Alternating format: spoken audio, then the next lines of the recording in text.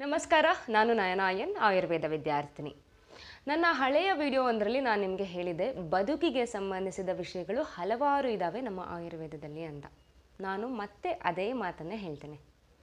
ಈ ರೋಗಗಳು ಮತ್ತು ಆಯುರ್ವೇದದಲ್ಲಿ ಅವುಗಳಿಗಾಗಿ ಹೇಳಿರುವ ಚಿಕಿತ್ಸೆಗಳು ಒಂದು ರೂಪವಾದರೆ, ಇದೇ ಆಯುರ್ವೇದ ಬದುಕನ್ನು ಎಲ್ಲಿಯೂ ಬಿಡದೆ ಅದರ ಸಾರವನ್ನು, ಅದರ ಆಳತೆಯನ್ನು ಎತ್ತಿ ಹಿಡಿಯುವಂತಹ ಒಂದು ರೂಪ ಅತಿ ಅದ್ಭುತ.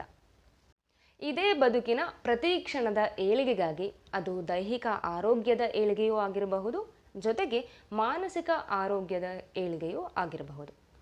ಎರಡಕ್ಕೂ ಪಾಲಿಸಬೇಕಾದಂತಹ ನಿಯಮಗಳಿವೆಯಲ್ಲ, ಅವುಗಳೇ ಆಯುರ್ವೇದದ ಸದ್ವೃತ್ತಗಳು.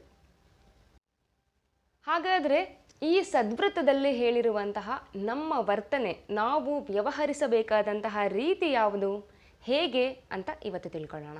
ಮೊದಲು ಹಸನ್ಮುಖಿ, ನಗು ಮುಖವನ್ನು ಹೊಂದಿರುವವರಾಗಿರಬೇಕು.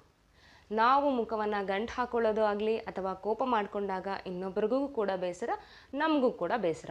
ಅದಕ್ಕೆ ಜನಗಳ ಮಧ್ಯೆ ಇರುವಾಗ, ಇನ್ನೊಬ್ಬರನ್ನ ಮಾತನಾಡಿಸುವಾಗ ಆ ನಿಸ್ವಾರ್ಥ ನಗುವನ್ನು ಹೊಂದಿರುವಂತಹ ಹಸನ್ಮುಖಿಗಳಾಗೋಣ ಅಲ್ವಾ. ಇನ್ನು ಶಾಸ್ತ್ರೋಕ್ತ ವಿಷಯಗಳಲ್ಲಿ ನಂಬಿಕೆ ಉಳ್ಳವನಾಗಿರಬೇಕು, ಭಕ್ತಿ ಇರಬೇಕು. ಜೊತೆಗೆ ಹಿರಿಯರಿಗೆ ಅಥವಾ ಬೇರೆಯವರಿಗೆ, ಇನ್ನೊಬ್ಬರಿಗೆ ಗೌರವ ಕೊಡುವವನಾಗಿರಬೇಕು. ನಮ್ಮ ನಡೆ, ನುಡಿ, ಮತಿ, ವಿವೇಚನೆ, ಆಚಾರ ಮತ್ತು ವಿಚಾರಗಳು ಅತೀ ಅದ್ಭುತವಾಗಿರಬೇಕು.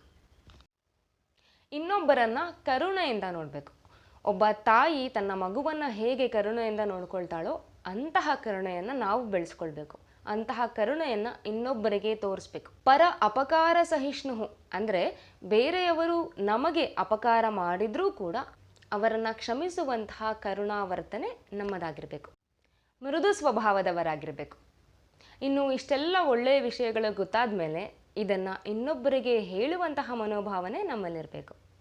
ಹಾಗೆಯೇ ಪ್ರಥಮ ಸಂಭಾಷಣಶೀಲರಾಗಬೇಕು ನಾವೆಲ್ಲ. ಅಂದರೆ ಇನ್ನೊಬ್ಬರನ್ನು ಮಾತನಾಡಿಸುವಾಗ, ಹಿರಿಯರಿಗೆ ನಮಸ್ಕಾರ ಮಾಡುವಾಗ, ಇನ್ನೊಬ್ಬರನ್ನು ಆತ್ಮೀಯವಾಗಿ ಸ್ನೇಹಪೂರ್ವಕವಾಗಿ ಮಾತನಾಡಿಸುವ ಮೊದಲ ಹೆಜ್ಜೆ ನಾವೇ ಇಡಬೇಕು. ನಮ್ಮಲ್ಲಿರುವ ಪ್ರೀತಿಯನ್ನು ಹಂಚೋಕೆ ಸದಾ ನಾವೇ ಮುಂದಾಗಿರಬೇಕು. ಹೀಗೆ ನಮ್ಮ ವರ್ತನೆಗಳು ಯಾವ ರೀತಿ ಇರಬೇಕು ಅಂತ ಹೇಳ್ತಾ ಆಯುರ್ವೇದ ಇದನ್ನೇ ಹೇಳಿದ್ದು. ಪೂರ್ವಾಭಿಭಾಷಿ ಸುಮುಖಃ ಸುಶೀಲಃ ಕರುಣಾನ್ ಮೃದುಃ.